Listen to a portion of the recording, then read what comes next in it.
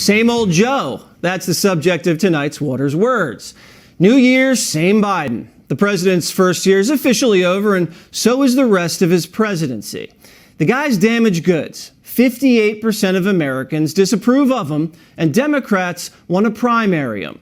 AOC's former communications director went off to Politico about how unpopular and old Joe is. Not very nice. He said, quote, "He's deeply unpopular. He's old as blank.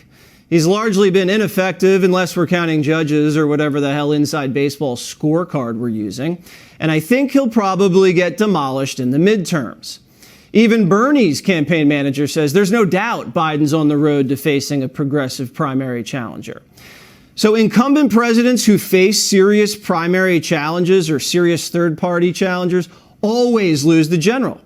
Just ask Jimmy Carter and Bush 41. Nancy Pelosi's telling donors that Democrats need to be more boastful about his accomplishments. And what would those be? Nothing comes to mind. And his party's civil war's raging as some Democrats slouch and just shake their heads for heading too far left. Remember, we're headed too far left. Even Crooked says the squad's flying a kamikaze mission. I think that it is a time for some, careful thinking about what wins elections, and not just in deep blue districts where a Democrat and a liberal Democrat or so-called progressive Democrat is going to win. I understand why people want to argue for their priorities. That's what they believe they were elected to do. But at the end of the day, nothing is going to get done if you don't have a Democratic majority in the House and the Senate. Joe's parties at each other's throats while COVID surged back in a very big way. He should have known a winter wave was coming, but he got caught flat-footed. The U.S. breaking a record number of COVID cases this week with over 1 million new infections in one day. Airlines canceling thousands of flights, workers calling out, folks getting crazy, feeling fine but standing in line for hours to get tested, and then calling in sick for a week at least. It's an absolute mess. The December jobs report was another big miss. Economists expected over 400,000 jobs created, but the number came in at only 199,000. Sounds like an easy job to be an economist. You get paid to be wrong. Also paid to be wrong, Joe Biden. Republicans say today that my talking about this strong record shows that I don't understand. I don't understand. A lot of people are still suffering, they say. Well, they are.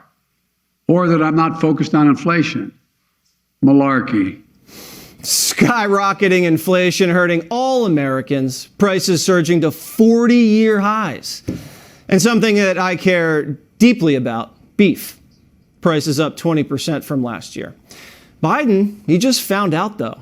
I was sitting in my kitchen yesterday, and there's a sunroom off the kitchen, and my wife was there with her sister and a good friend named Mary Ann, and she was saying, "Do you realize it's over $5 for a pound of hamburger meat? $5? Well, this is partly, the pound of beef today costs $5 compared to less than $4 before the pandemic." You see, Biden's just figuring this out because he really doesn't get enough time to think, even with all his days off.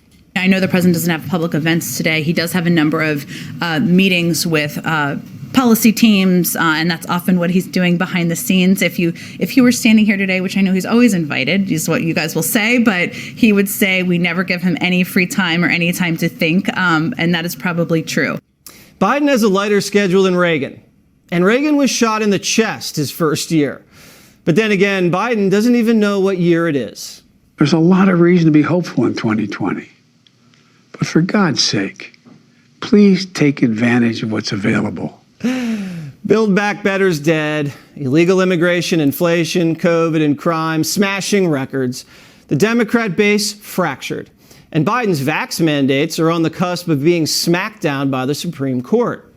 Joe has nowhere left to go. January 6th couldn't come soon enough. For the first time in our history, a president had not just lost an election, he tried to prevent the peaceful transfer of power as a violent mob breached the Capitol. While some courageous men and women in the Republican Party are standing against it, trying to uphold the principle of that party. Too many others are transforming that party into something else. Does calling him out divide more than it heals? Look, the way you have to heal, you have to recognize the extent of the wound. You can't pretend. The media went wild, declaring this a turning point in Biden's presidency, the best speech of Biden's life. Are they sure he didn't plagiarize it? They'll never tell you.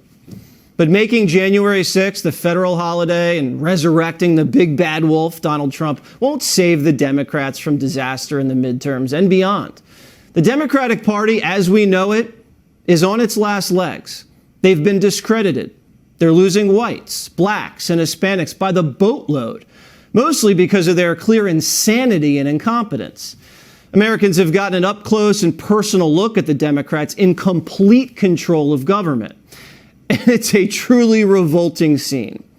How revolting? Hey, Sean Hannity here. Hey, click here to subscribe to Fox News YouTube page and catch our hottest interviews and most compelling analysis. You will not get it anywhere else. Good evening and welcome to Tucker Carlson Tonight. One of the weirdest features of modern life has got to be how we've all been trained to ignore the things that really matter. You might have wondered, just to pick one among so many examples, why hundreds of thousands of your fellow Americans seem to be living in squalor on the sidewalk. How'd that happen?